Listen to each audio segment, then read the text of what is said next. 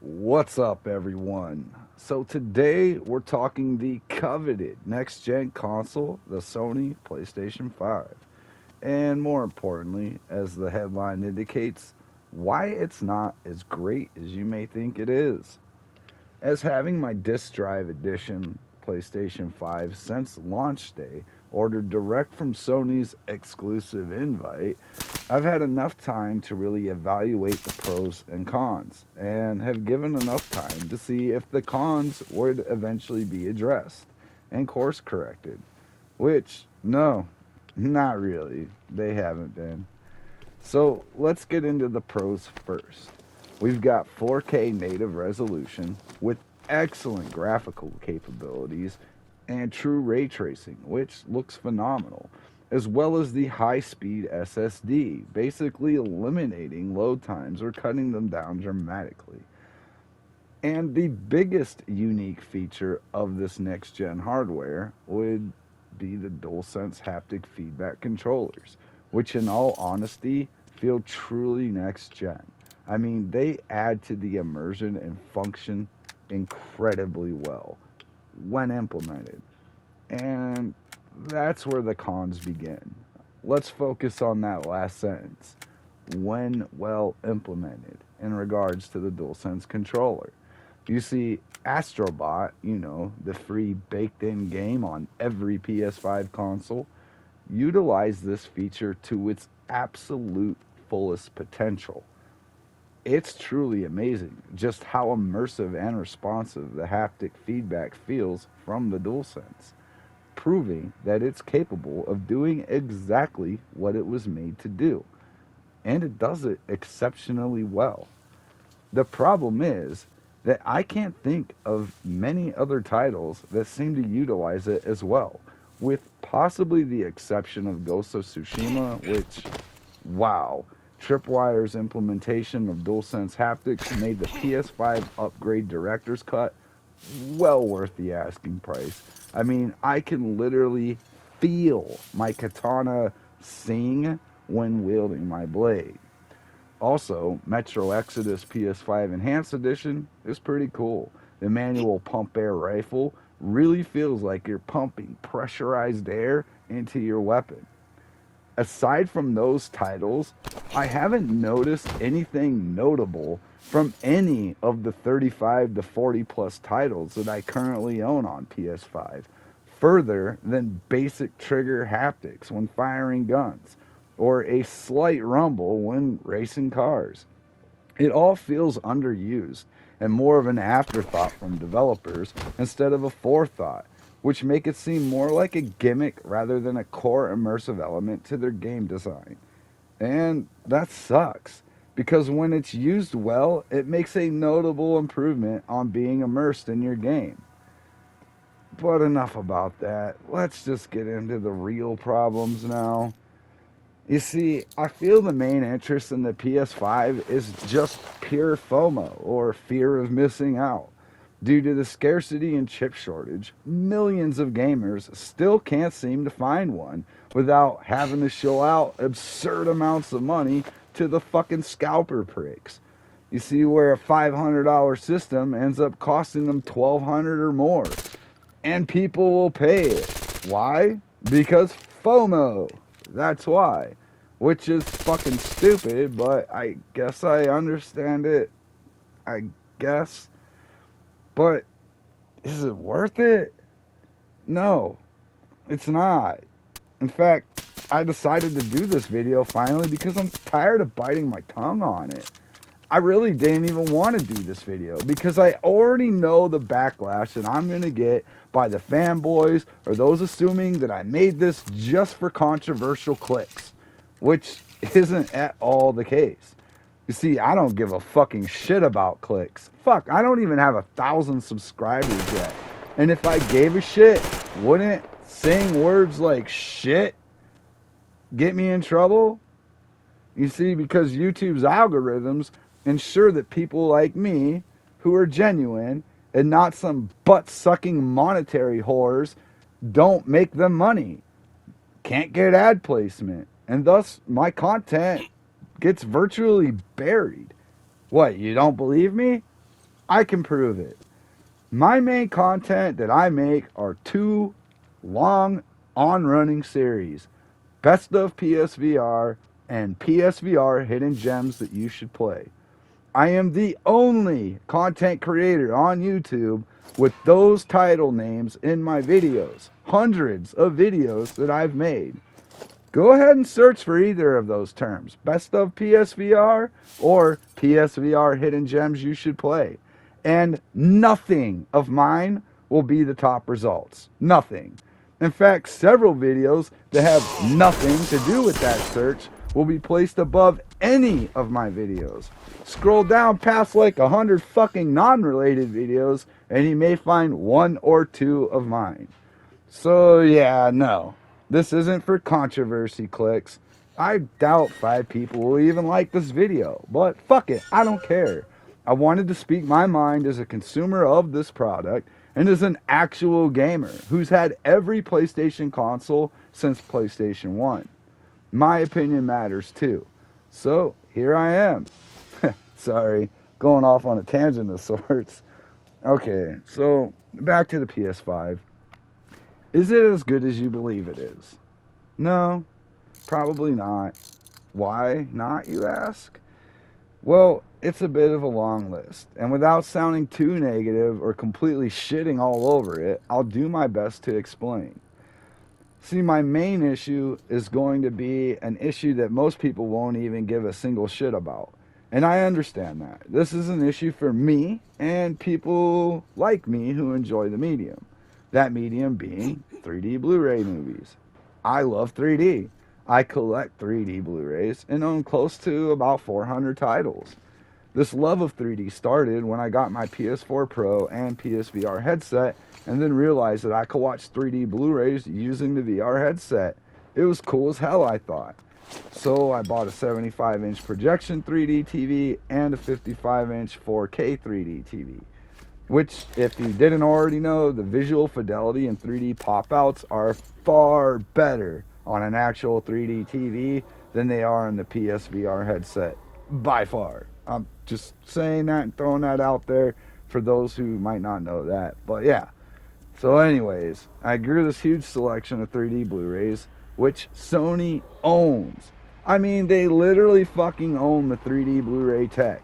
But wouldn't you know it, I get my PS5 and yippity fucking skip, I can't play 3D Blu-rays on it. Why the fuck not? Like, it would take a simple update patch in to make it work. And there's even a petition with a few 100,000 signatures asking Sony to make the PS5 3D capable. But they haven't yet. 2 years later. Which sucks. But you see, that's just one issue with the PS5. The others I'm going to mention apply to far more than just a niche community of 3D enthusiasts like myself. For instance, like how there are no folders anymore. Like on my PS4 Pro, I could separate all my different games, like my open world games, my VR games, my daughter's games, my racing games, my in-gun controller games, my RPGs, my FPS games, and so on. All could be organized within their own folders, right on my home screen, simple to navigate and locate. Now that's just gone. Sure, they recently patched in a form of folders, but it's a mere shell of what it once was. They don't show on your home screen. I mean, what the fuck was even the point, Sony? You went so backwards on this topic, I just don't understand the logic of it. Can someone please explain it to me? Because it's just not making any viable sense to me that now only a few individual games will show up on your home screen, and in order to see your other games, you have to leave the home screen, go into your games, and you can either see the games that are installed on your PS5 or see all your games that you own which aren't installed, which for me is close to like 1,000 of them. Who the fuck wants to look through all of that in an unorganized manner? So that sucks too. Moving on. Excuse me. My next gripe is themes. Where the fuck did themes go? Those are what allowed us to make our PS4 home screen and icons personable. You just rip that right out now, and all we have is the same bland as fuck home screen. There's no dynamic themes or music icons or anything. It feels sanitized and some corpo bullshit to me. I like making my PS4 Pro feel and look cool to how I wanted it, not being as creative and inspiring as a Windows Vista startup screen. Because that's what the fuck it is. It's like Windows Vista. Can't change shit. It's too stale feeling and allows no personality to it. Say, like, you know when McDonald's removed all the playgrounds? You remember that, if you're old enough to? Like, every McDonald's had a play area with slides and a ball pit and McDonald's themed characters and shit.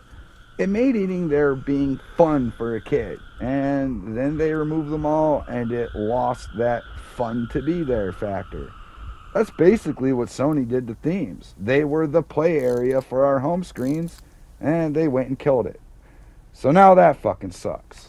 Up next, and quite possibly the biggest issue of all, there is no web browser now. Like, what in the actual fuck, Sony? How does this even happen? There's been a web browser since the PS3 era, and now it's just gone. And before you go typing in my comments like a little fucking know-it-all saying, well, technically there is a web browser, blah, blah, stop. I know that already. But it's so hidden and only accessible to use in the most, and I mean the most fucking retarded of ways I've ever heard. I'll explain for those who don't know what I'm talking about. So yes, okay, you can technically go to the web, but you can't browse shit. It's just a hack that somewhat works. It's not what I'd consider web browsing capable, and here's how it's done. And you tell me that this doesn't sound like the stupidest fucking shit you ever heard of to you. Alright, so in order to go to a website, you have to, I repeat, have to, send a message to a friend with the actual website in the message. Then you can click on it and it acts like a link to that website within the message. And it will navigate you there, but only there. And no, you can't go and search around the web or browse from any other site from there. So, for example, say I wanted to beat my meat and visit Pornhub, right? I have to send my friend a message that literally says www.pornhub.com and then click on it with the message itself in order to be directed to see teenage midget anal squirters or whatever it is that I want to view for stress relief purposes. Anyway, my point is that's fucking stupid, Sony. How damn hard would it be to inject an actual web browser on a console that's supposed to be next gen and is always online anyways? Was that just an oversight, or was it Sony saying, fuck them?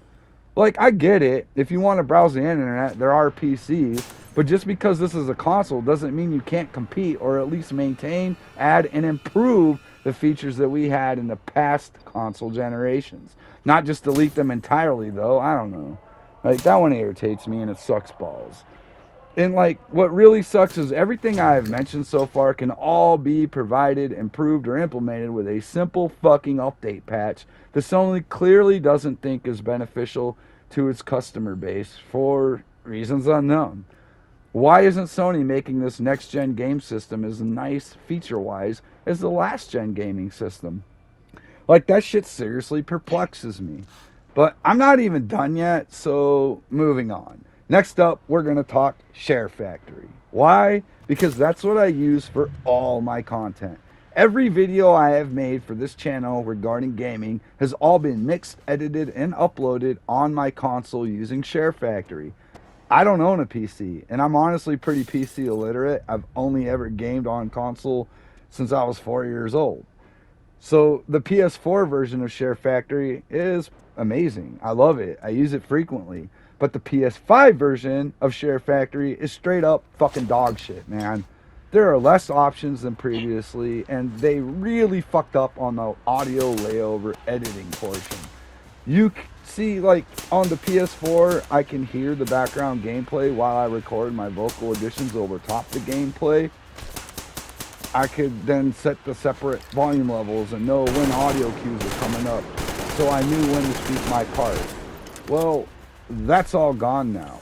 Now, when you go to record audio for an overlay, you can't hear the gameplay audio at all.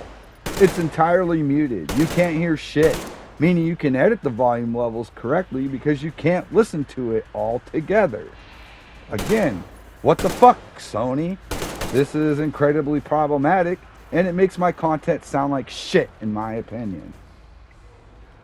Like, I'm never happy with my content that I upload from my PS5.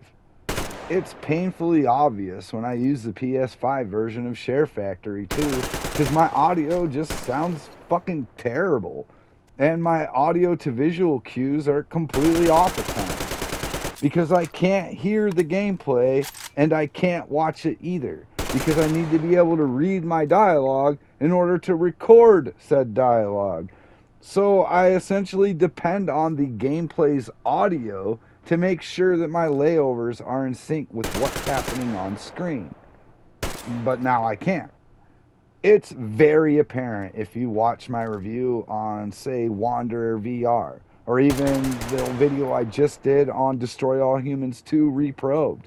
Listen to my audio quality of those two videos compared to any of my other content. It sucks. It frustrates me. And I fucking kind of hate it. Like, Share Factory, fix your shit, man. And yes, I use the PS5 version for this video also. So if it sounds off or echoey or the volume settings seem off, that's why. Oh, and in case you were wondering, the gameplay that you've been watching is Metro Exodus Enhanced Edition for PS5. An excellent game, and I highly recommend it. So yeah, it's great, but this isn't a game review video, it's an angry rant, so moving on. Next complaint is the storage capacity, or lack of it. Now, when I bought this, it claimed to have 1 terabyte of storage, which was just an outright fucking fabrication.